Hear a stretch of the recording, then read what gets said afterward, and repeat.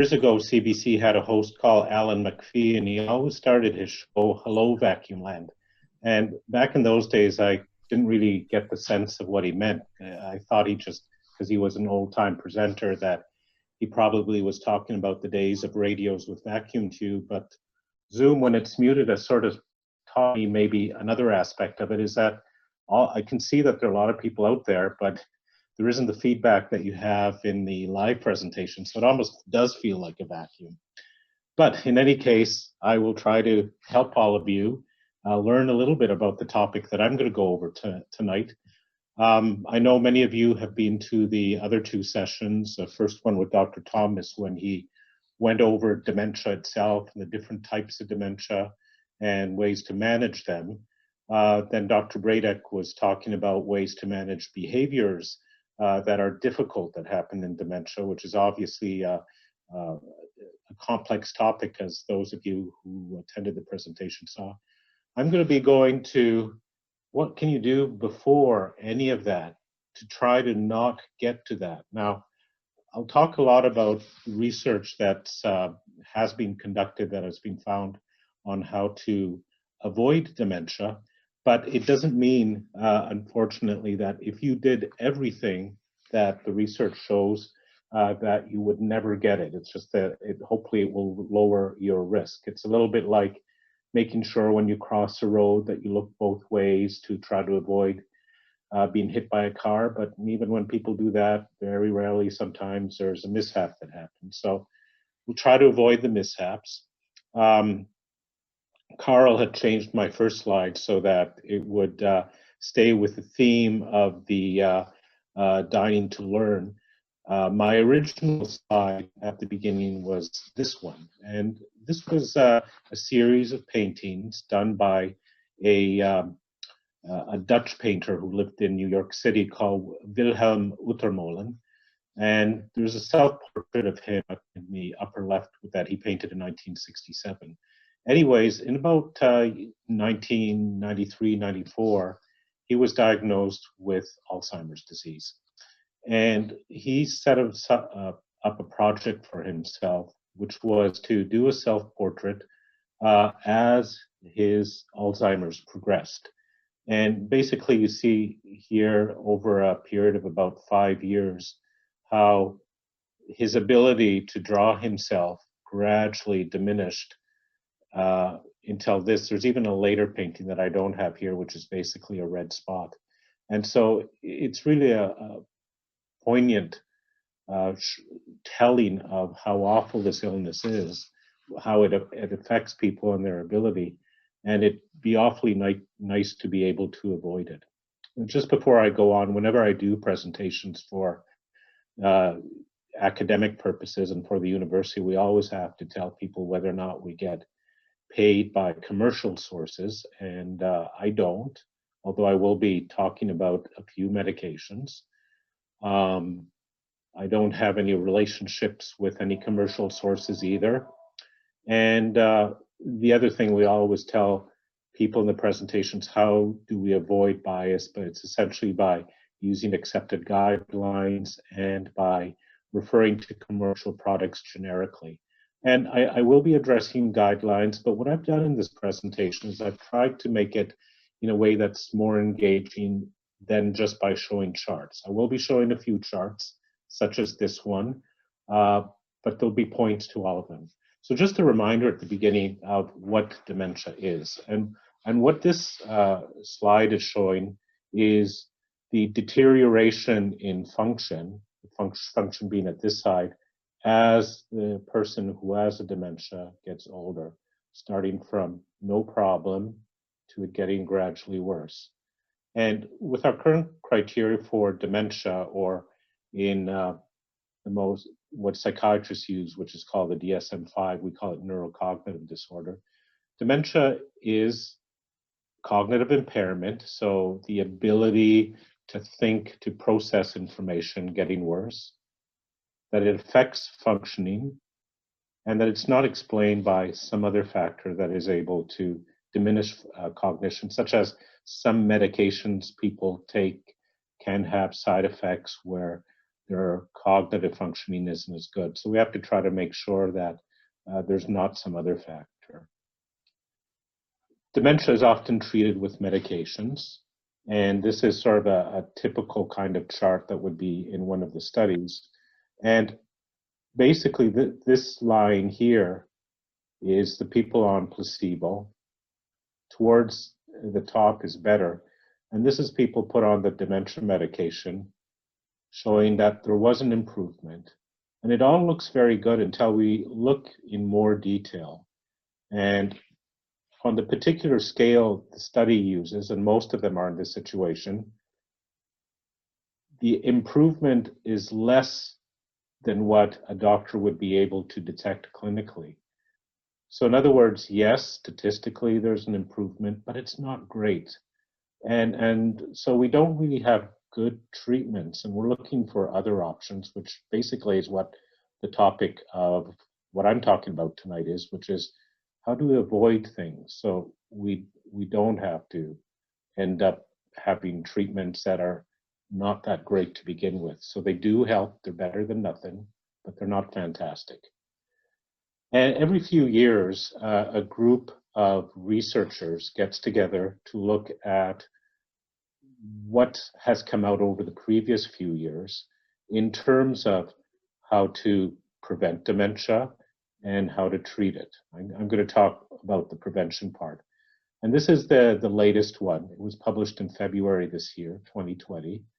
These are the researchers. There's a Canadian here, Kenneth Rockwood, who is in Halifax at Dalhousie University. And so basically, and the one just before this was in 2017. So they do update this on a regular basis. So I'm taking this information, which is really up to date, and I'm going to be going through what is known about what we can do to lower our risk. So there are two types of risk factors. Actually, I'm going to ask something of Carl here. On my screen, the top of my slide is chopped off by icons. Is that what other people see, or do they see the whole screen?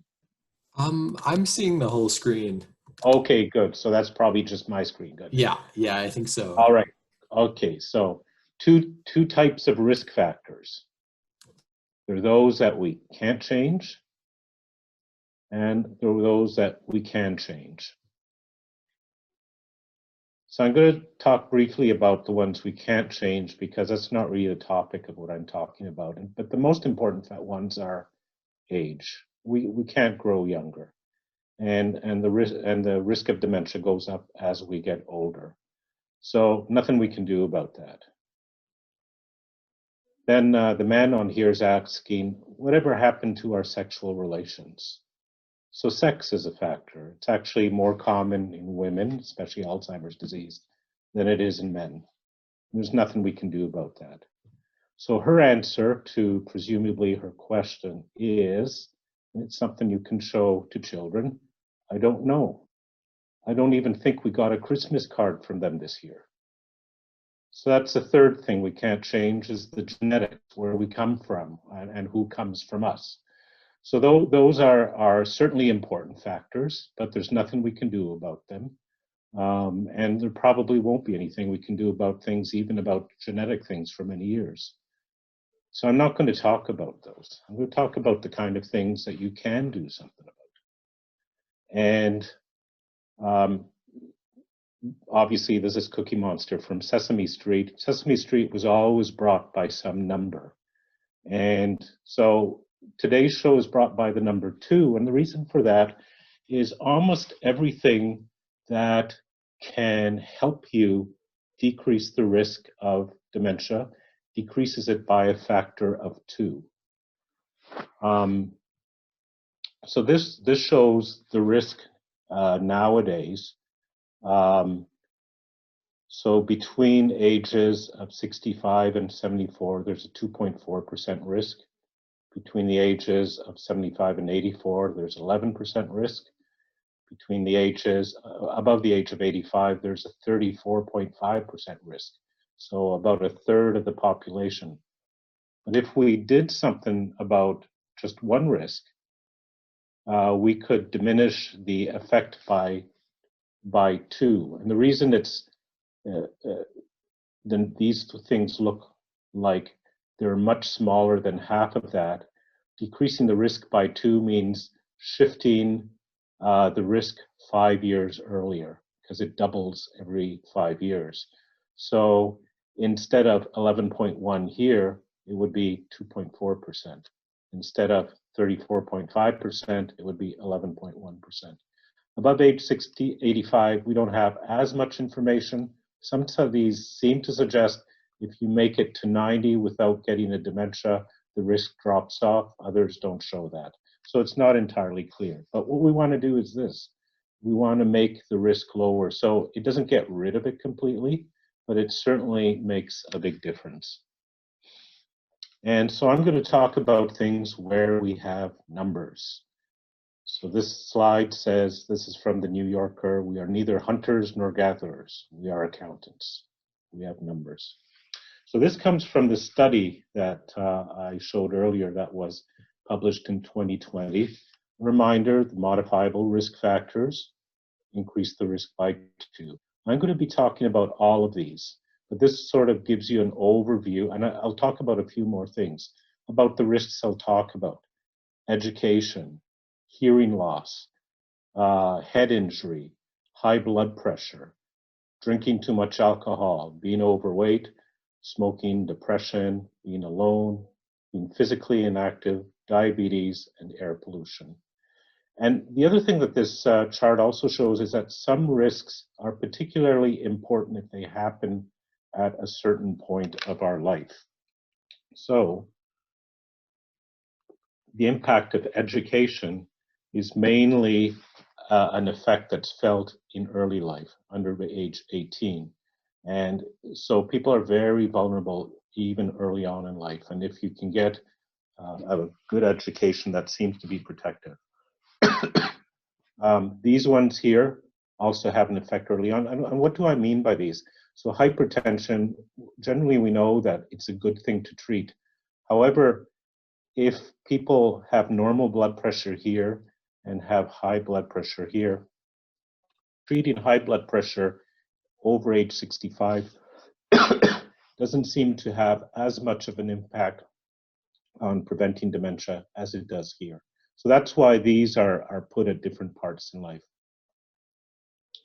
The other thing that's also very interesting is seeing the impact of even some other things, that we might not expect, such as like it could be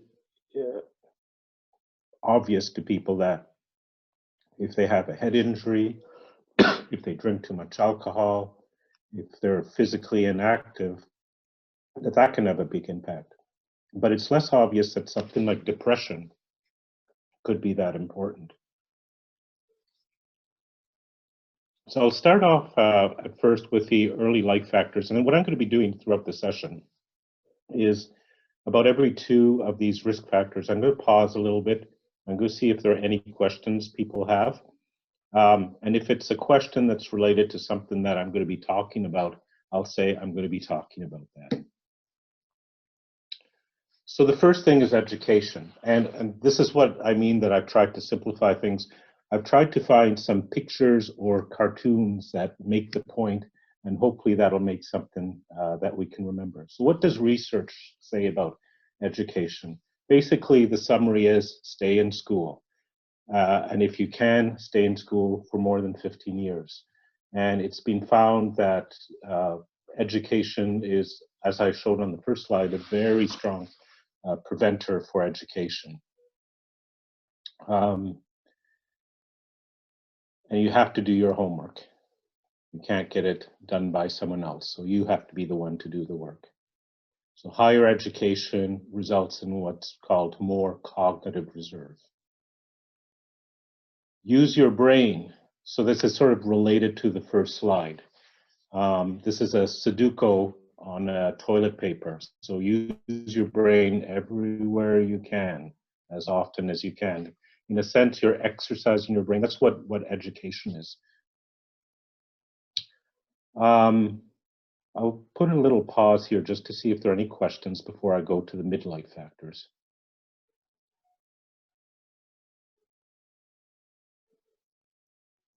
I don't see any reactions, so I don't think there are any. So there's not that much to say about the really young, so the under 18, basically they should stay in school.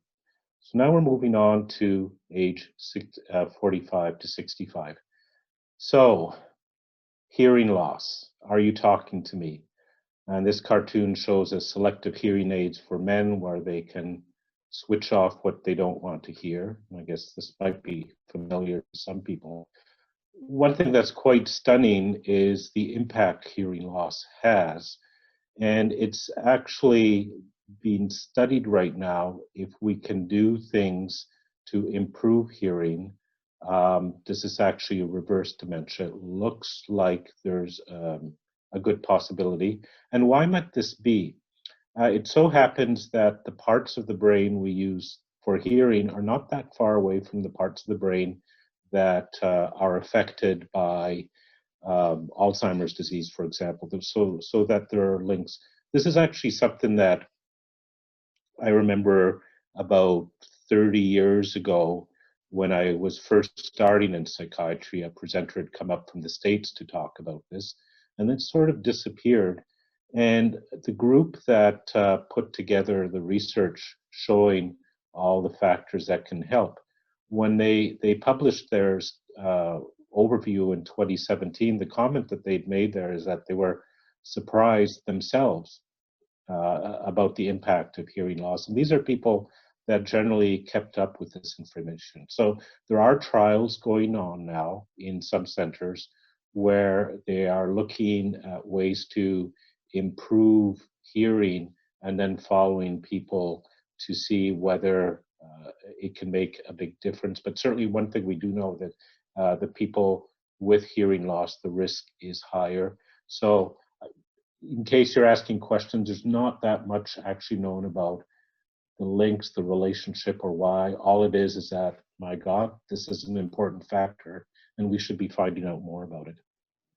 So hearing loss seems to be associated with more stress, so people have to work more. Hearing loss is associated with the brain shrinkage, and also people are more isolated. So there could be that there are overlaps with other things.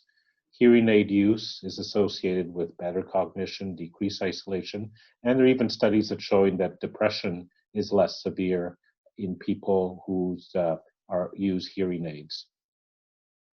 Next thing is to avoid head injury. And I'd really like you to take in this picture. It's a really dizzying one. I jokingly put on there, wear a helmet, but obviously if this person on this picture fell down, it wouldn't help him very much. But certainly it's been well known for years that people with more head injuries are more likely to go on to develop dementias. And probably most of the people have also heard about the effects of concussion in professional sports. There have been lots of lawsuits in the National Football League in the States because of players developing dementia earlier than they should. Same with hockey players. So a big thing that professional sports teams are trying to do to protect the people that are playing for them, but certainly important for everybody. So any activity that can put a head at risk, riding a bike, skateboarding, etc., very important to wear a helmet. So I've gone over 2 more risk factors. I'm just going to see if anybody has any questions. Andrew, there was a question, and going back to hearing loss. Okay. The question was, would this be the case for mild or moderate hearing loss too? So it's a good question. We're not sure yet. So it's really a brand new field of study that we're doing. So it's just one of a finding that we're stunned by, and we have to try to understand more. Hopefully what would be found is that the less severe the hearing loss, the less you have to worry about that. But it's not something I can absolutely say at this point. Okay, so hypertension. watch that blood pressure. So Dracula is saying here, I'm really tired tonight. Let's find someone with high blood pressure. So certainly studies of people below the age of 65 with high blood pressure. There's some instances where researchers looked at what happens to memory and other cognitive functions. One of the first bigger studies to do that was using a blood pressure medication called Ramipril, but it's probably something that we can see with other ones as well. So it's just another factor. Not only are we trying to protect the heart when people have blood pressure, we're also trying to protect the brain. So alcohol. I love to cook with wine. Sometimes I even put it in the food. So a little pause for reflection there. Unfortunately, there doesn't seem to be a safe level when it comes to cognitive effects of alcohol with women. With men, studies have found that they should drink less than 500 milliliters a day. That's half a liter. That's still a significant amount, and it's more than most guidelines recommend for alcohol intake. What's interesting is that a few years ago, people probably heard that red wine was good. And originally it was thought that this was because red wine contained a product called resveratrol that seemed to be protective. The problem is that the more studies of alcohol have been done, the less significant the protective factors are, and the more significant the decline is. So unfortunately, there aren't really safe levels, but research is still going on. So at this point, we can't really say people should never drink alcohol, but certainly doing this on an ongoing basis, and especially drinking significant amounts of alcohol during the week, the risk goes up the more you drink. So if you like alcohol, just try to be careful with it. In this slide I called "You Are What You Eat." And I think I have another slide there. So it has to do with obesity. Obesity is linked to insulin resistance. So the body does not react to insulin as well, so it can't clear sugar out of it. There's more inflammation in the body, which has been associated both with cardiac disease and with dementia. And there's decreased removal of a substance called amyloid. Amyloid is a protein that is produced in the brain. And if it accumulates in the brain, it tends to clump together and it causes Alzheimer's disease. And some people are at genetic risk for this to be more likely to happen. So we want to try to prevent that, certainly from remaining in our brain. We want to try to allow the process of its removal to happen.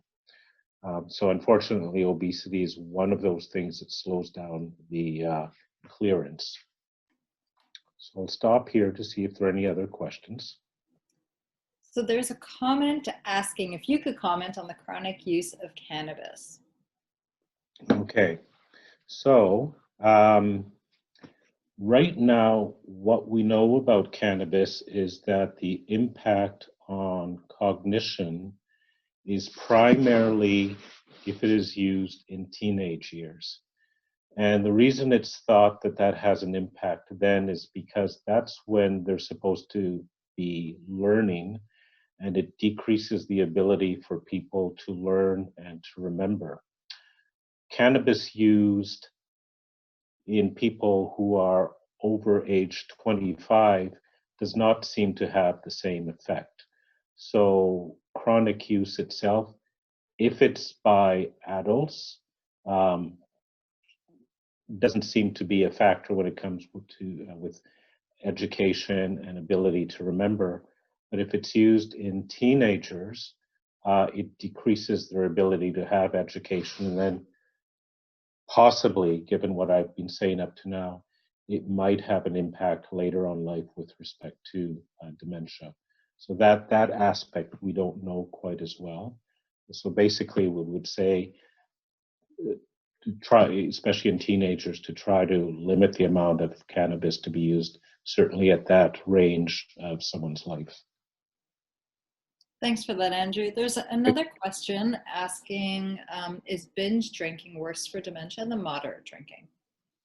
It seems to be total amounts in the end. So if it's not really if it's binge drink or moderate amount, it would be how much are they drinking each week.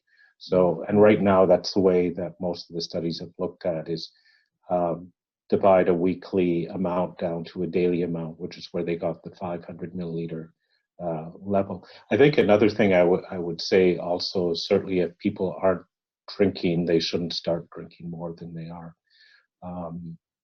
But no, any amount of alcohol.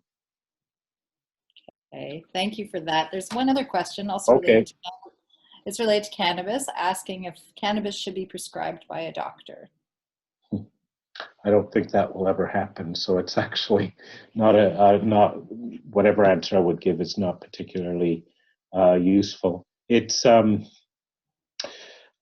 would actually put it this way: if the studies we had were better, had better results in terms of effectiveness of cannabis, maybe the question would go to yes. It's not really overall a fantastic product. It doesn't have tremendous effects in many areas that it's used for. There's some areas where it's known to be extremely useful, and those would be things like control of nausea in people who are receiving chemotherapy, and it's also been found to be very useful in glaucoma and some aspects of what's called neuropathic pain. Many of the other things that people swear that it helps them for have never been shown in any research to actually have a significant effect at that level. So, in other words, why would physicians prescribe it? Thank you. That made a lot of sense. Okay. So now we'll go into the risk factors that are important in later life. So smoking. And I don't know if people remember this ad. This was probably about 30 years ago, where this man is smoking for smell. The ad wasn't actually for smoking, but it was to try to get people to smoke. So former smokers do not show a similar risk. Anyways, the summary of the studies that we've found is that smoking cessation seems to be a valuable intervention, and the earlier we can do that, the better an effect. So it's not just, again, for protecting the heart or protecting the lungs. It does have a significant impact on brain function, and very likely it's because since the lungs get compromised and the heart gets compromised, the longer you smoke, both of these supply important things to the brain, such as oxygen for the brain to function. The brain uses a lot of the effects of oxygen we have in the body, and the heart makes sure that the brain is supplied with the blood that it needs. And with the impedant effect as a result of smoking, it has an impact there. This comes to do with depression. So as I mentioned earlier, that's one of the things people are less aware of. I call this slide "Don't Worry, Be Happy: The Secret to Happiness is Serotonin," now available for $29.95 in the supplement, which I endorse. So what's been found is that late life development of depression is associated with the higher risk of dementia. And in my own field in geriatric psychiatry, when we see people generally over the age of 65. And when I see someone at that age who has developed a depression for the first time, I always check their memory and other cognitive abilities, because sometimes that's the way that Alzheimer's and some other dementias present. However, another thing that we do know is that people who have a history of depression, and that's what I have along the bottom, outcomes suggest that psychiatric disorders are important comorbidities of long-term change, and they're more important than diabetes or cardiovascular disease. In other words, that things like depression and a few other illnesses, people that have that unfortunately do have a higher risk of developing some of the dementia. So it goes both ways, that the dementia has increased the risk of a person presenting with, say, depression, and depression itself increases the chance that a dementia could present. And there's some studies, like this one that I'm quoting right here. MCI means minimal cognitive impairment.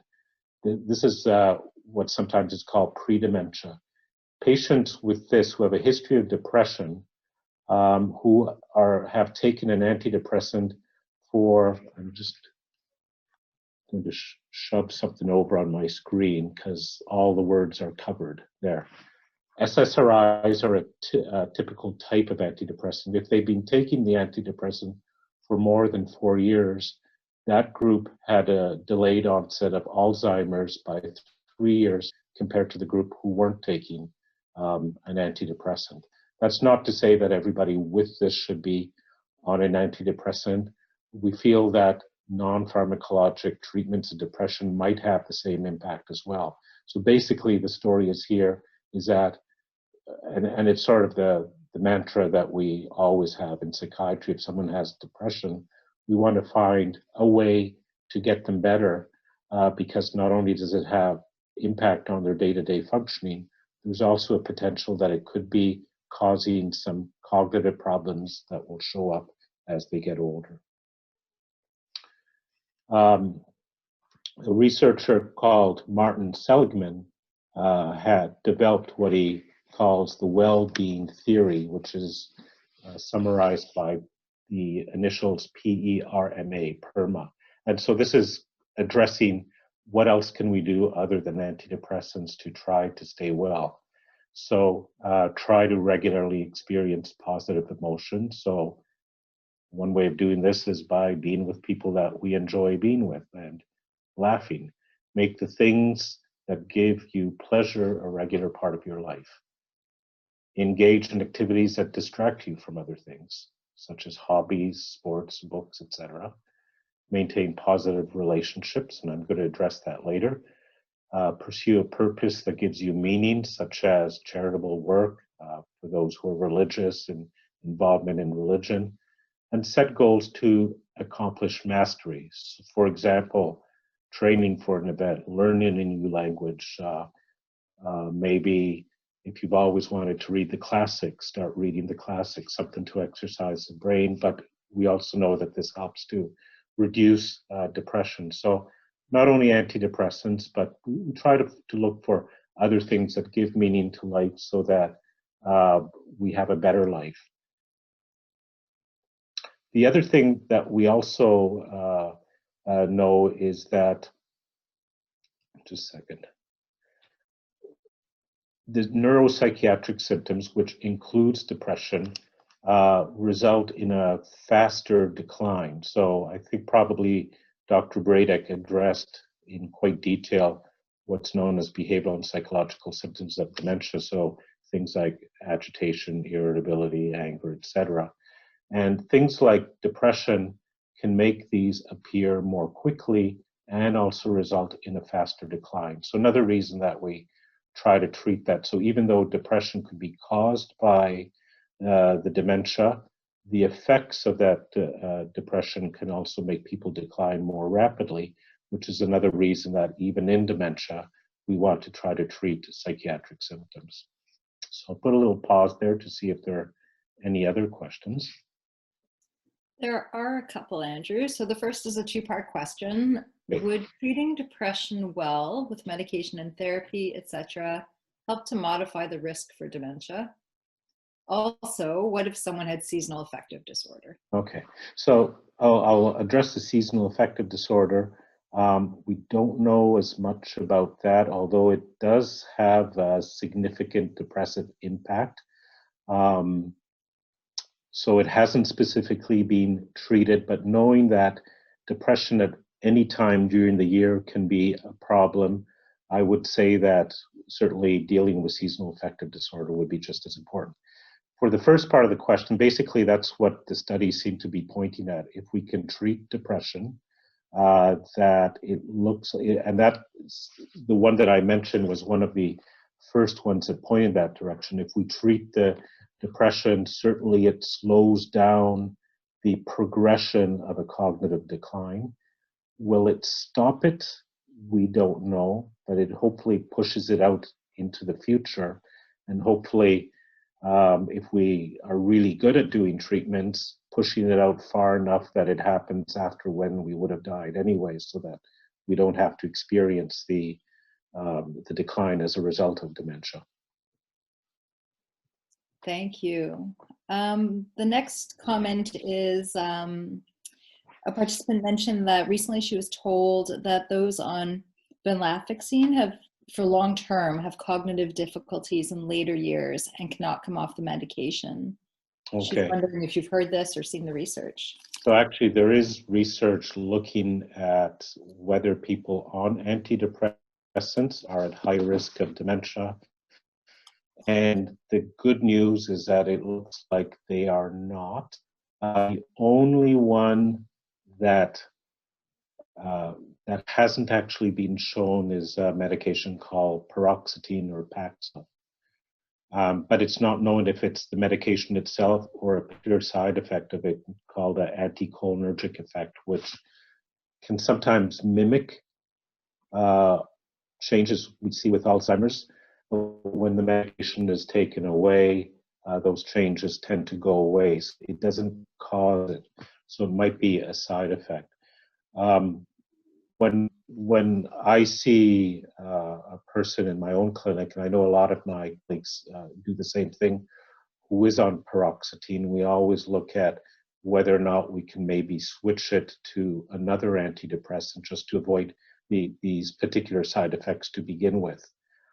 Ironically, though, in the United States, it's the only antidepressant that's been labeled for use in depression in the geriatric age group. So we have this kind of irony that it's being studied and put on the market for that reason, but it's a medication that we don't particularly like to use.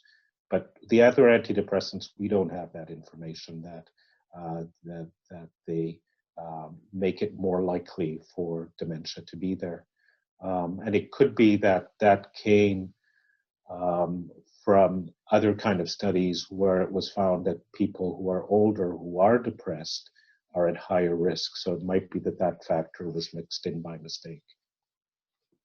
Perfect. Thanks for sharing your thoughts on that. I think those are all the questions right now. So go play with your friends. However, not to cheat. And don't smoke. We've already talked about that. So it's good that they're getting together. This picture is obviously pre-COVID days. They're not wearing their masks. Holding cards in front of your face is not good enough.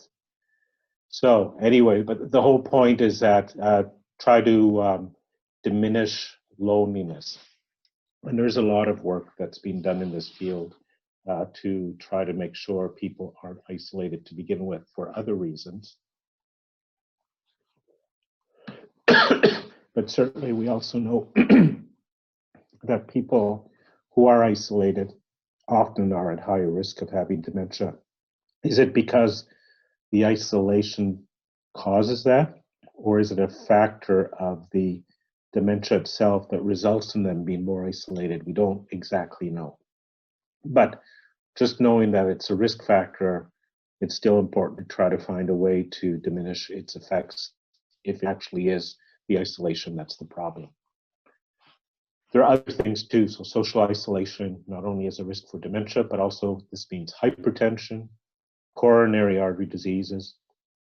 So what can you do? Connect with relatives, create peace in your relationships, try to, especially if it's been trying with some very close members of your family, make friends with neighbors, see your friends more often. And there's actually studies about the usefulness of dancing as a way to play with friends.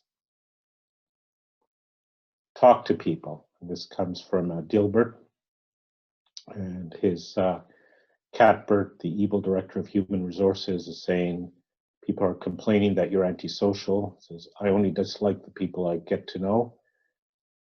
Then why do you get to know them? Well, it only happens by accident when they talk. So here, try to do the opposite of Dilbert.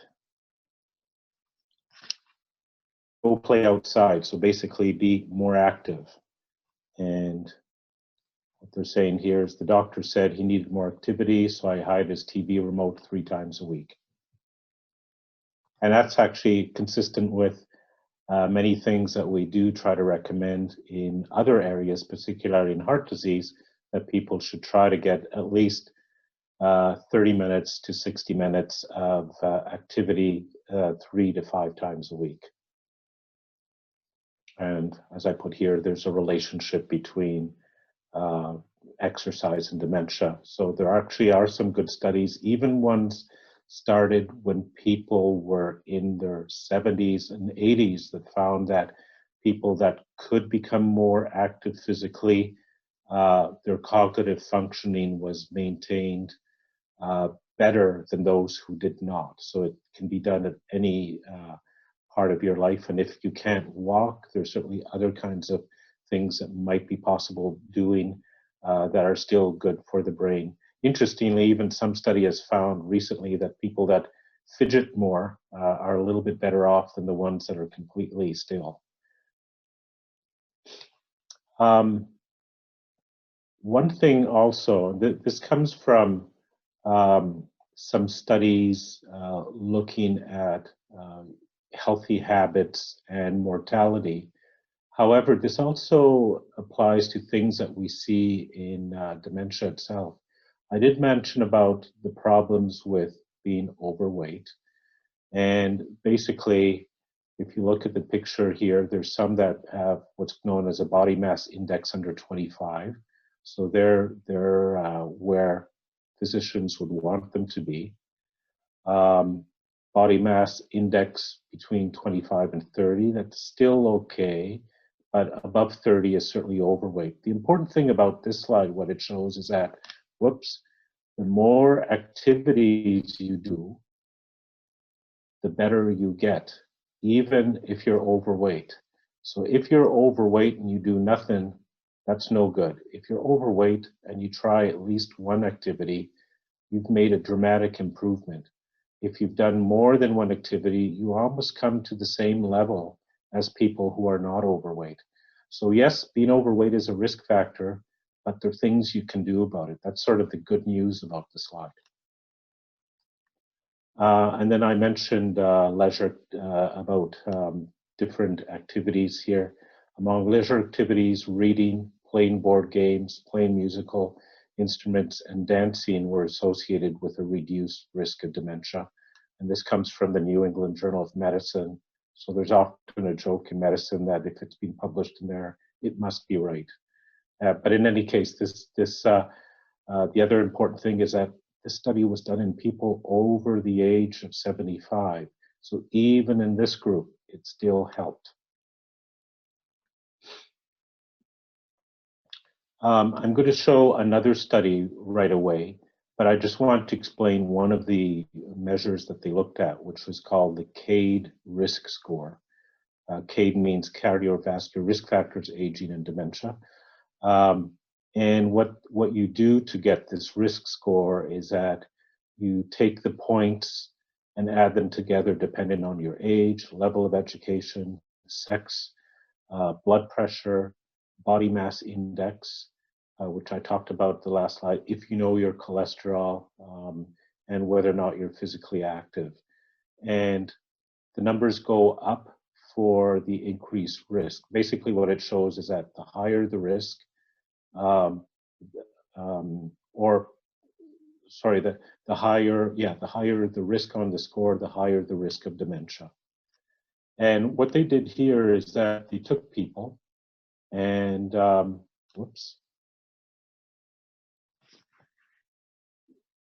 second, open my browser, just going to close that. So they took this study, they had a control group, which means a group where nothing was done. And so there were 631 people in this group, and there was a treatment group where there were 629. And what they did in the treatment group is they counseled them on good education, tried to get them to involved in exercise, got them involved in using their brain, what they call cognitive training, and they also provided management with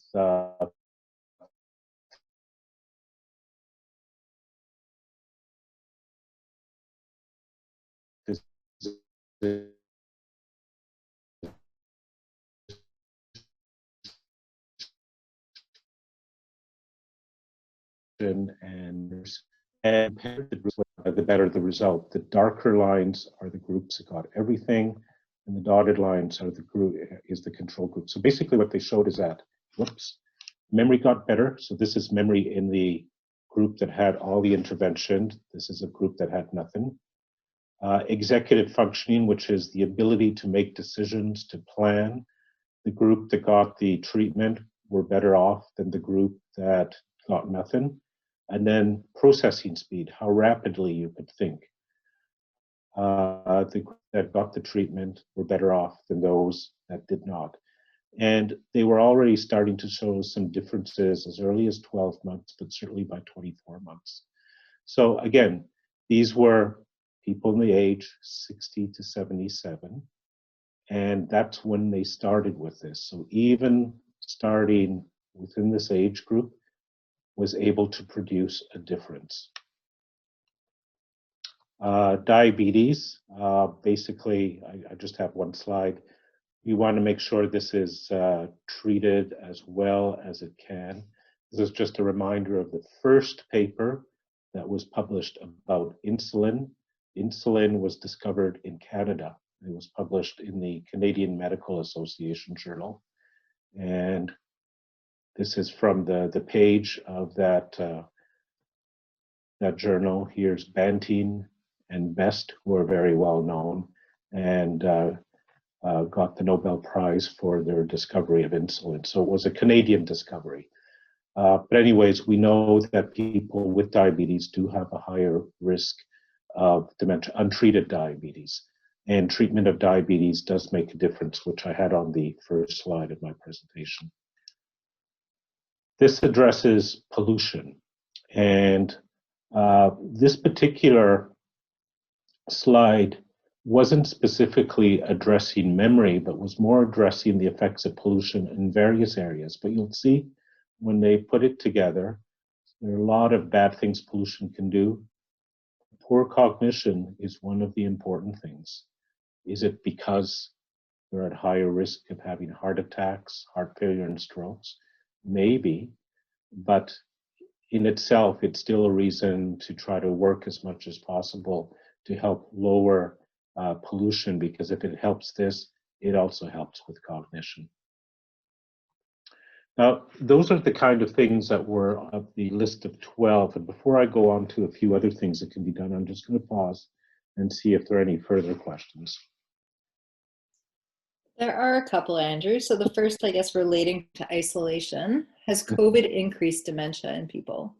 Well, COVID has only happened now for almost a year. That's not enough for us to be able to tell. We suspect it might have a significant impact, but even if we knew about COVID the moment it appeared in the news about a year ago, at this point, it still wouldn't be a long enough baseline for us to know. We just assume it probably does. Isolation for any reason seems to be the problem. Yeah, fair enough. The next question, I guess, relates to the factors you've been discussing. Do these things help to slow the progression of dementia as well, or just to prevent it? It's mainly slowing the progression, but the impact of slowing the progression is if you can slow it long enough. It's what I facetiously had said earlier. Hopefully you're pushing it out to a time which is beyond when you would pass away, so it won't have an impact on you. And in fact, a lot of things we do in medicine, we try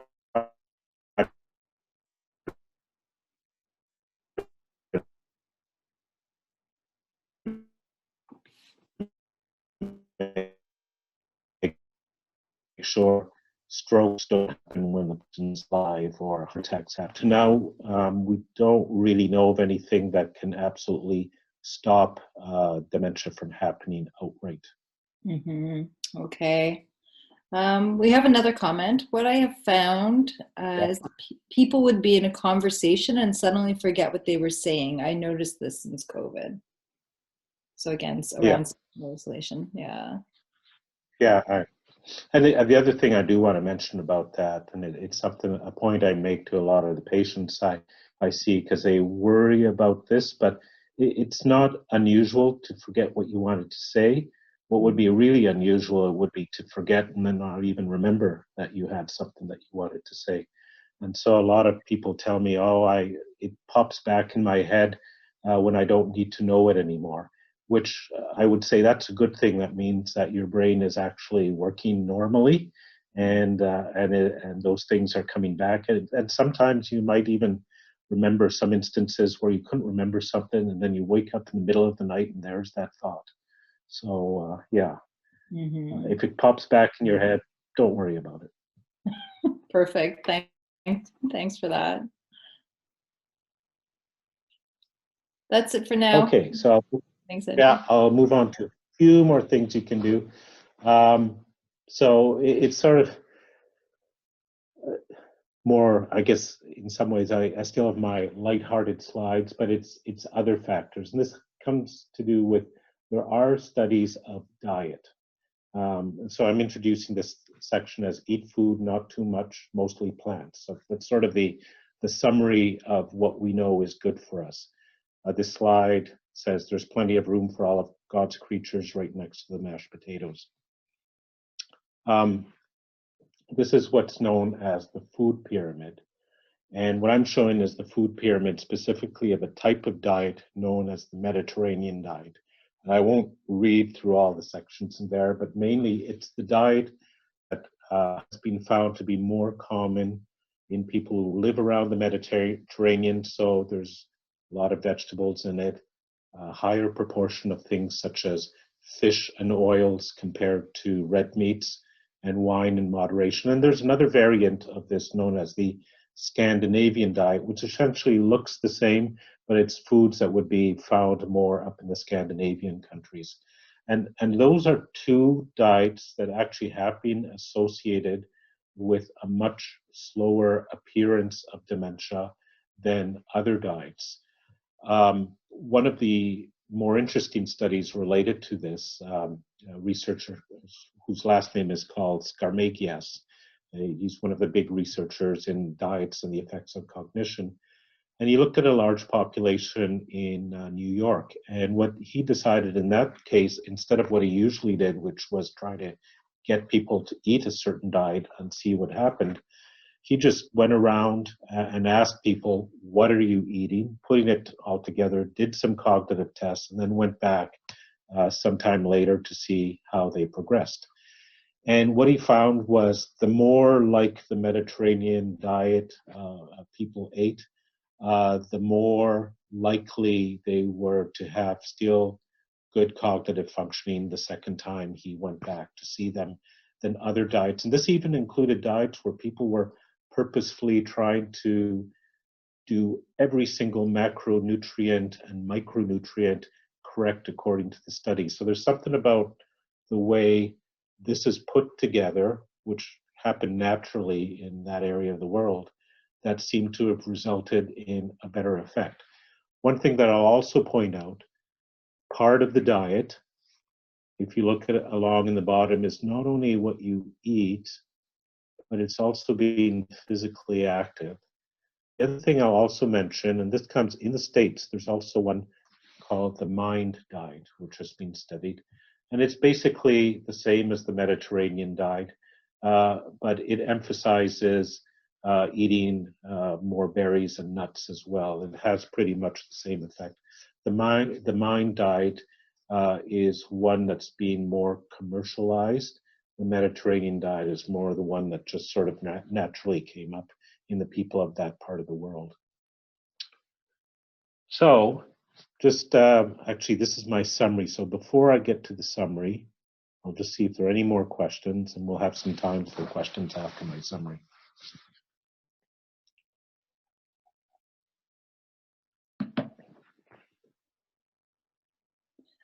Yes, so there's a question. Is there a link between dementia and the gut microbiota? Oh, the gut microbiome. Okay. Okay, so studies of gut microbiome are really early, so we know a lot about it when it comes to gastrointestinal disorders.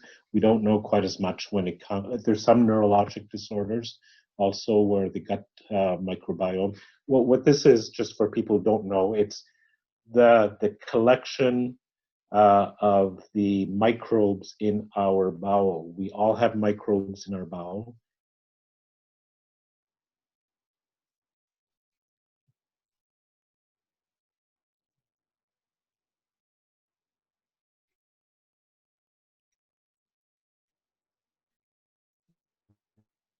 They're supposed to what helps bounce bonus, or put it this way, the different populations, if one population of microbes starts to become more prevalent, that this might have an impact on disease. And so it has been studied in many areas. We don't know that much right now when it comes to dementia. And the reason for that, it's not that it's not studied. It takes several years to be able to see impact of things. So the gut microbiome research is at its infancy, and so it's too early really to tell the impact that will have on dementia. My suspicion is that just because we know that diet can have a significant effect, I'm quite sure we're going to find that maintaining the proper gut microbe population is also going to be shown to be very important. Okay, so that'll be interesting to keep an eye on. Yeah. We have another question. If you could comment on coconut oil and MCT oil. Andrew, I think you're frozen, so oh, we got you back. Sorry, my internet connection started. And I heard coconut oil, and what was the other one? MCT oil. MCT oil, okay. And actually, the people who put this study together had made some comments on that, and it's also been looked at other things.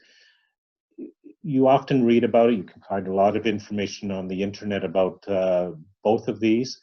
Problem is that we don't really have good studies to show that they have any significant effect to the level that the personal testimonies do. So it's not something that would be something that we would suggest. The other thing too is that we know that coconut oil can be really high in saturated fats, and in general for cardiovascular functioning, that can be problematic, especially if people have compromised cardiac function, and very likely that would have an impact on the brain. So I'm often asked about that. It's never something that I suggest. The things that I've mentioned in today's presentation have far better evidence for their effectiveness than either the coconut oil or the other oil. Okay, good to know. Another question, if one can, is it therefore good to maintain professional activity as long as possible because it stimulates intellect? I'd say yes, but at the same time, you would, actually I'll backtrack from that. So certainly there's a study that's going on, has been going on for many years, known as the Longevity Project. And what they did is they've been following for, I believe now it's almost 70 years, people that first were enrolled in the study when they were about 12 or 13 years of age in California. And one of the factors they looked at is retirement age. And what they found in that particular study is that people's health was better the longer or the later they retired. Now, this comes with caveats, because they also found that if people retired early, but in their retirement they stayed physically active, had interests, did charitable work, interacted with other people, it was as good as those who remained professionally active later on in the life. So I presume when people were asking professionally active, they meant about work as opposed to being a professional athlete. Was there a specification on that? No, it wasn't specified. Yeah, I read it in work as well. Yeah. Okay. So yeah, in the end, what it's saying is try to remain active in something that you enjoy for as long as possible. Okay. Great. Another question. What do you think about the 23andMe genetic tests or other alternative genetic tests? Okay. There's a lot of work that's been done in genetics in dementia, and all the types of dementia, including Alzheimer's disease, Lewy body dementia, frontotemporal dementia. And part of the work right now is looking at, can we use some of that information to identify earlier people that are at higher risk of developing a dementia so that we can treat them somehow earlier and reduce the risk of progression. And at its simplest level is, can we pick up these people earlier? And right now, the genetic tests that are studied have not resulted in an improvement in our ability to pick up people earlier. The only exception of that would be if people are in a family where there's 2 or 3 or more members of the family who developed a dementia earlier in life. And in those particular circumstances, the genetic tests can be helpful to find others that are at high risk. And there's some suggestions that if we can do that and get them involved in treatment, which could be some of the factors that I mentioned today, that it slows down their progression. But in a general population, right now, we haven't been able to find that that's the case. And in the particular things like the 23andMe, they don't actually cover many of the types of genetic factors that researchers are currently looking at with respect to dementia. So right now, it's not, if you want to do it out of interest to find out if you have more Neanderthal in your family or things like that, it can show you that. But in terms of truly preventing dementia, right now it hasn't been shown to be that useful.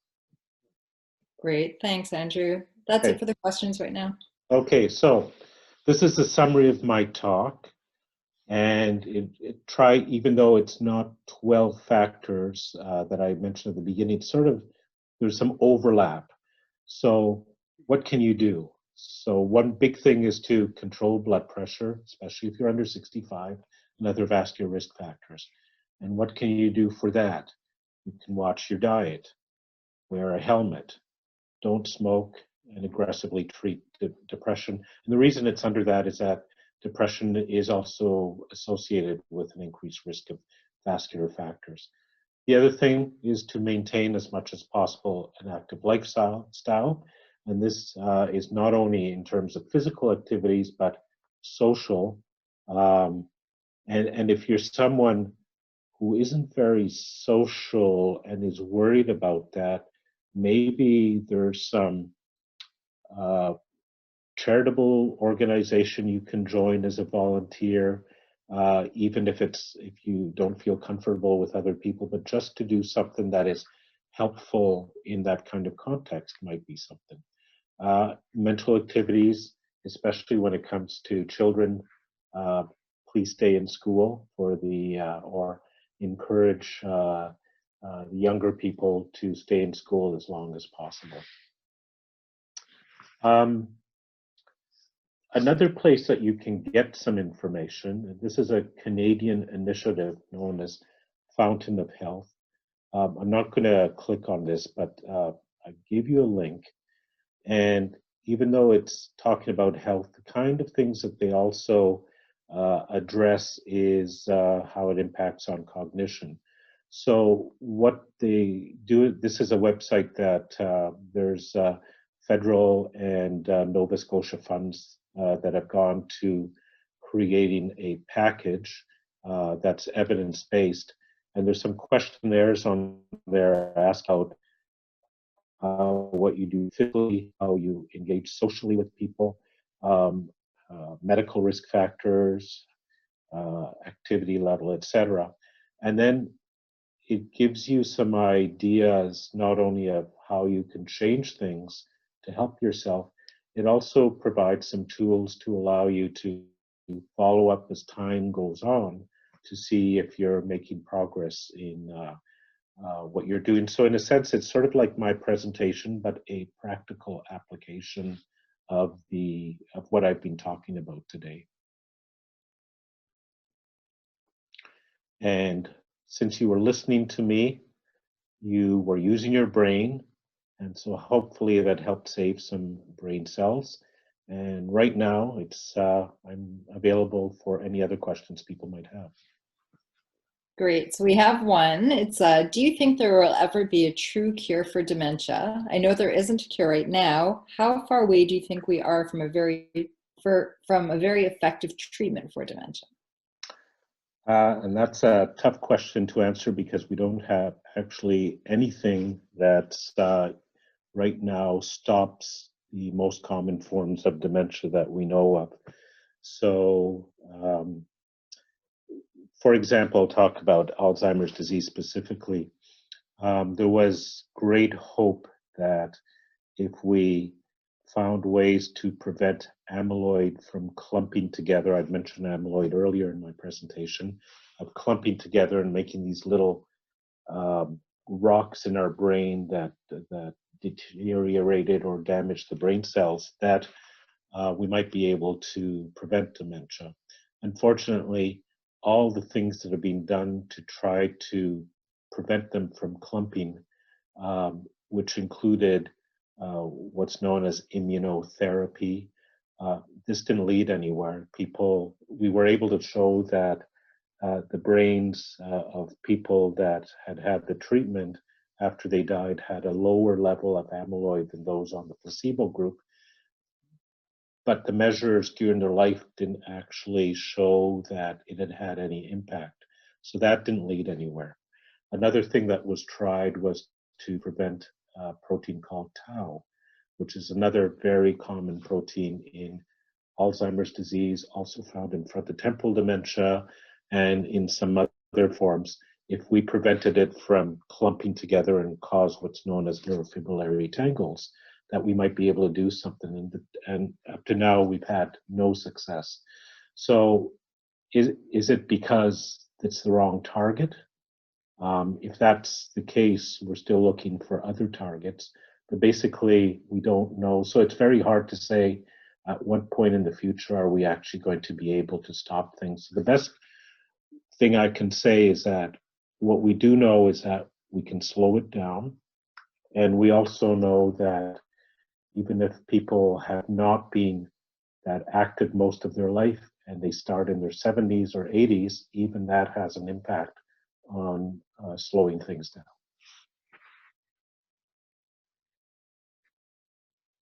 Okay.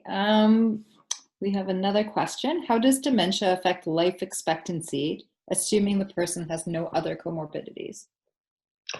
In general, the more severe the depression, the higher the mortality rate. So, and this was very well shown in a Canadian study called the Canadian Study on Health and Aging. And they certainly found that people with more severe Alzheimer's disease had a much higher mortality rate. The ones obviously that progressed to the more severe levels more quickly, they also died earlier. So that's the link. Is it because it also has an effect on the heart? Possibly. We just know that the more severe the dementia, the higher the rate of mortality is. So there is a link between the two. Yeah. Thanks, Andrew. I think those are all the questions we had. Okay.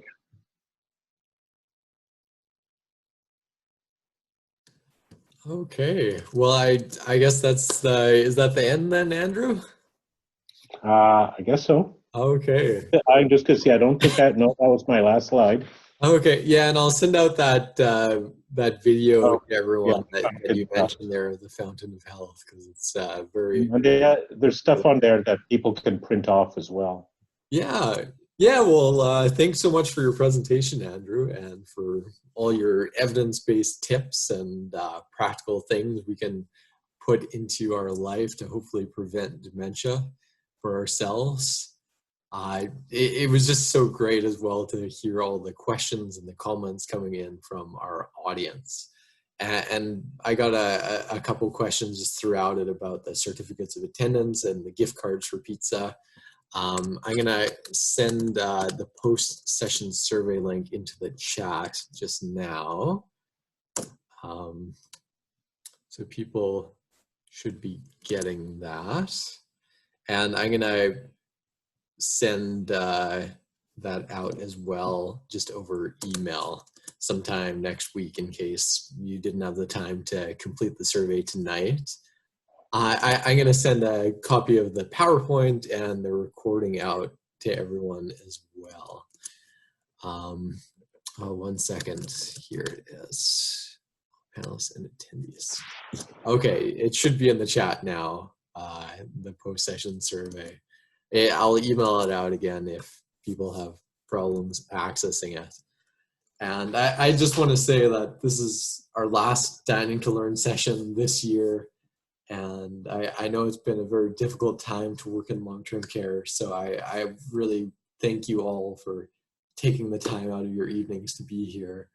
And I hope you have a wonderful holiday season.